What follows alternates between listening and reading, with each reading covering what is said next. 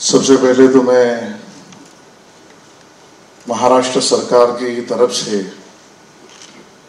और माननीय मुख्यमंत्री देवेंद्र फडणवीस साहब की तरफ से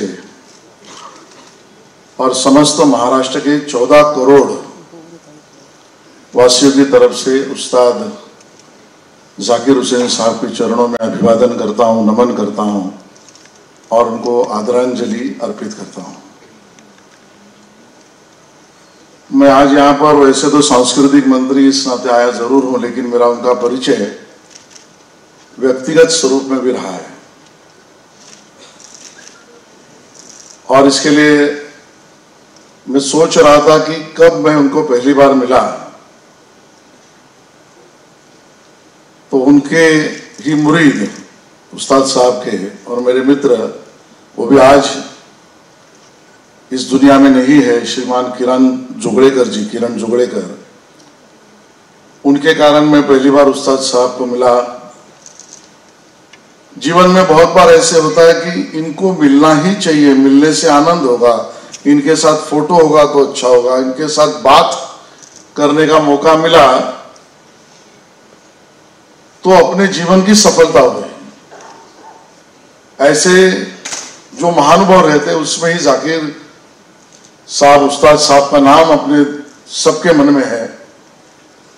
जब किरण ने मुझे पहली बार मिलाया तब तो मैं एमएलए भी नहीं था, मंत्री का विषय भी नहीं था,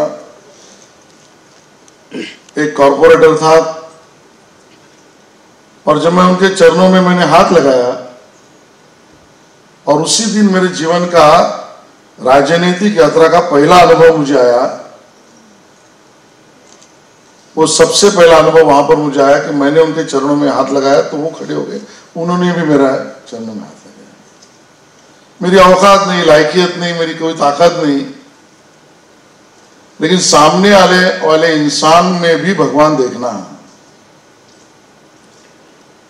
सामने आए हुए इंसान का चेहरा नहीं, उसके अंदर आत्मा के साथ कोई उस परमपिता परमेश्वर ने कुछ भेजा है, उस प्रकार के भाव को देखना। इतने बड़े कलाकार की इतनी बड़ी विनयशीलता मेरे इसके पहले कभी दुनिया में किसी के नहीं दिखे हुए। और उस्ताद साहब से बाद में कई कार्यक्रमों में, कभी हृदय साक्ष के कार्यक्रम में, कई षणमुखानंद में, हमारे मित्र सुरेश वाडकर जी उनके महोत्सव में कई बार मैं मिलता गया, लेकिन वही उनकी विनम्रता, शालीनता, सृजनता, संवेदनशीलता, ये उनके जीवन का परिचय रहा है। मैं संगीत क्षेत्र में उन्होंने किए हुए काम के ऊपर टिप्पणी करूं, ये मेरी लायकियत नहीं है, लेकिन मेरे पास एक ऐसा अनुभव है कि जो अनुभव शायद बहुत कम लोगों को पता होगा। शायद 80-90 के दशक की वो बात है और बहुत सारे पत्रकार मित्रों को शायद पता होगा कि एक नागपुर में जब अधिवेशन चलता है, वहां पर बहुत सारे मोर्चे अलग अलग मांगों के लिए अलग अलग समाज के निकलते हैं। एक महीने का नागपुर का सेशन होता है और वहां पर सभी एमएलए, सभी मंत्री, सभी सरकार वहां पर होती है और उसी का बहाना लेकर वहां के कुछ अच्छे लोगों ने उस्ताद साहब के कार्यक्रम का नियोजन किया था। नागपुर में प्रशस्त एक मैदान में उनका वो कार्यक्रम था। स्वाभाविक है, मंत्रियों से लेकर सरकारी अधिकारियों तक और तब के पुलिस कमिश्नर से लेकर सब पुलिस अधिकारी होड़ लगाकर उस्ताद साहब के उस जादुई उंगलियों को सुनने के लिए वहां पहुंच गए थे। और जिसका जिक्र मैं कर रहा हूं उसके कारण ये रेफरेंस बहुतों को पता होगा। गोवारी समाज एक आदिवासी समाज है, उसका एक आंदोलन और मोर्चा निकला उसी दिन, जिसका बाद में कंट्रोल नहीं आया तो उसके कारण पुलिस ने लाठी चलाई, मुठभेड़ हुई, कुछ एक घटना हुई, उसमें काफी लोग गोवारी समाज के, आदिवासी समाज के मारे गए। पूरे महाराष्ट्र में शोक कला हो गई और जो अधिकारी सभी उस्ताद साहब को सुनने के लिए वहां गए थे और मोर्चा को टैकल करने नहीं पहुंचे थे, तो उनको लगा कि भाई हमारे से गलती हुई है, हम लॉ एंड ऑर्डर छोड़ के हम हमारी चाहत को को सुनने चले गए। उस्ताद साहब का कोई इससे संबंध नहीं था। जब इतने बड़े पैमाने पर आदिवासी समाज के लोग मारे गए, स्टैम्पेड हुई, हॉस्पिटलाइज हो गए और पूरे शासन की अवस्था चरमरा गई। बाद में उसका पॉलिटिकल रेफरेंस बहुत रहा है, मैं उसमें आज जा नहीं रहा हूं। उस समय पर उस भागदौड़ में एक व्यक्ति ऐसा था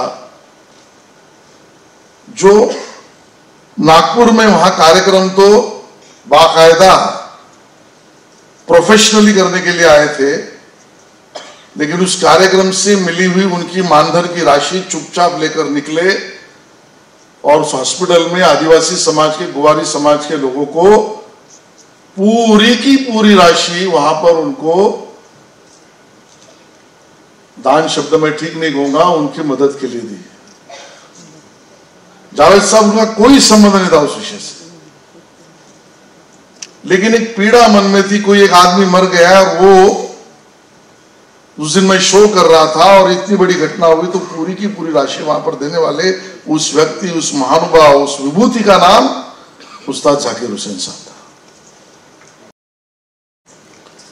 इस कदर का ये मैंने उसका उल्लेख विभूति किया। हमारे विभूति का मतलब अलग होता है, जो अवलिया ऊपर वाले ने भेजा है उसी में हम विभूति देखते हैं।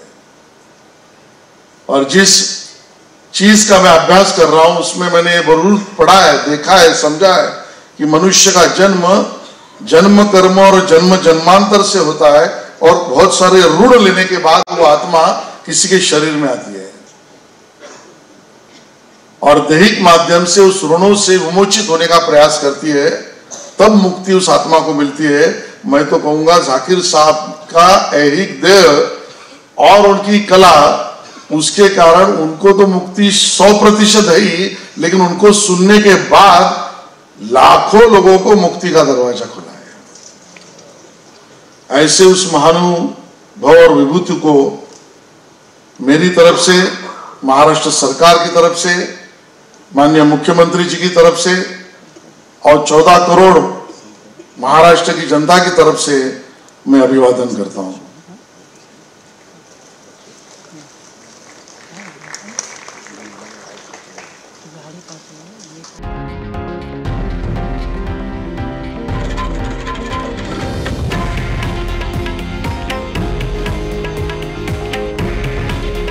हे आहे देशातील नंबर 1 न्यूज नेटवर्क आणि आपण पाहत आहात TV9 मराठी। काळजी तुमची, हित महाराष्ट्राचं।